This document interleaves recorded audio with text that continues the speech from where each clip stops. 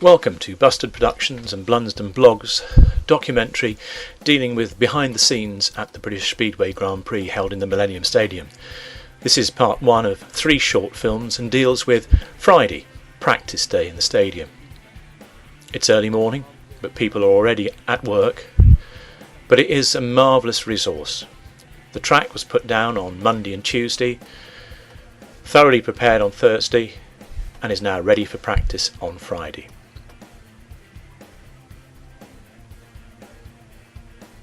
Central to all the work is Ollie Olsen.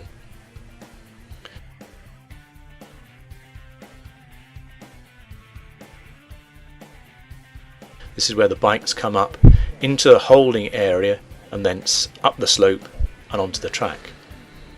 Friday morning, and there's still a pile of shale which will be used as top dressing just before practice and also just after. But Friday morning in the stadium is a wonderful state. It's very peaceful, it's very quiet. The roof is closed this year, so it's also really quite humid. But it does make you appreciate what a fantastic venue the Millennium Stadium is and how lucky Speedway is to have it. Keith Johnson and Rex Woodruff and also Jamie Wiltshire from the Swindon track staff take an early morning break as Mike Hunter arrives. Morning, man.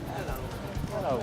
Mike is the clerk of the course at Swindon Speedway and also the assistant clerk of the course at the Millennium Stadium, and here he climbs the ramp to join Dave Cook and Edwin Hutchinson at pit gate.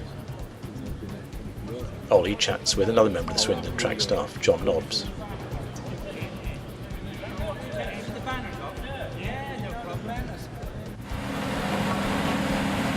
And out comes the roller.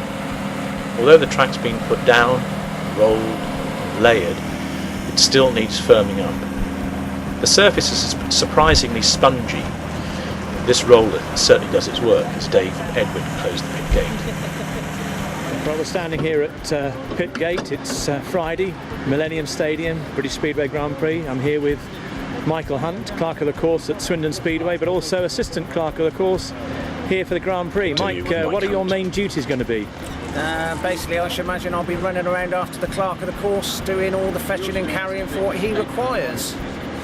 And what about the programme for today? How will today work out? As you can see, it's very relaxed, nothing much happening. Nothing much will happen until this afternoon, until we get the technical guys here, and then we'll start getting scrutineering organised and ready for practice. Practice will take what kind of format? The usual 3 rides at a time, 2-minute slots, and in, off, watch the red light. Here we go. And you're excited by the prospect of tomorrow? Yeah, I always look forward to this. This is like the pinnacle of the year. I've done FIM events throughout the year, but I do enjoy Cardiff. It's always the one that the one you wait for it to come round. So yeah, looking forward to it greatly. Okay, Mike, have a good time. Thank you. The steel superstructure that holds the track together is truly remarkable, but we'll deal with that later on. The 2-minute clock is already in place, but down at the start gate, the roller goes by. We get a chance to speak with Steve Goby and Richie Leniak from Swindon, who are installing the start gate. Well, basically, Ollie's come and measured the tapes, height of the tapes across the track, and obviously the track heights vary each year when they build the track up. And this year, we've actually got to take 100mm off of these sleeves so that the whole tape mechanism drops down 100mm on the tape to the right height across the track.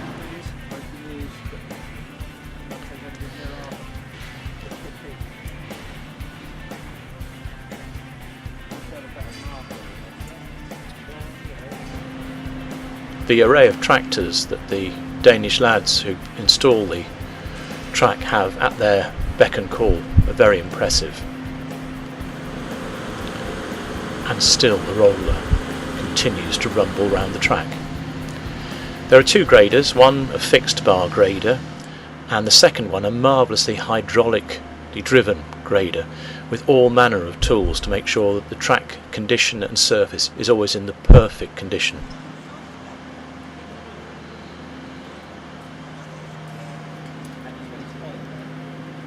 Richie and Steve continue their work on the start gates. But down in the pit area, the first bikes are beginning to appear. Here we see Greg Hancock's. And in the pit area next door, those of Martin Vaskulik, who's taking the place of the injured Jarek Hampel.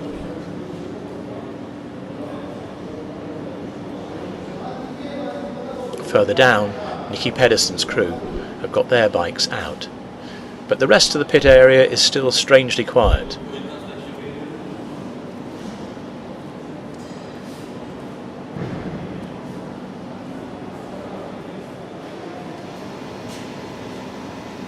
Down in the scrutineering area,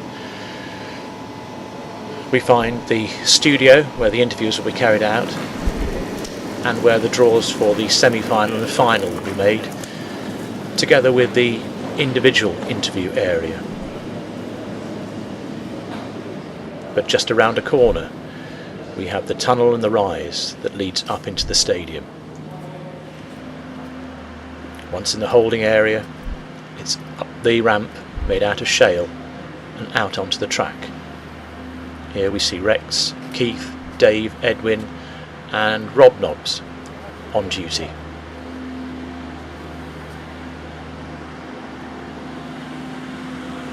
And yes, the roller's still working. As soon as the roller's finished its work, Ollie and Hans Christian Danielson, who's in charge of building the track, have some top dressing put down. The roller has certainly made an impact on the surface.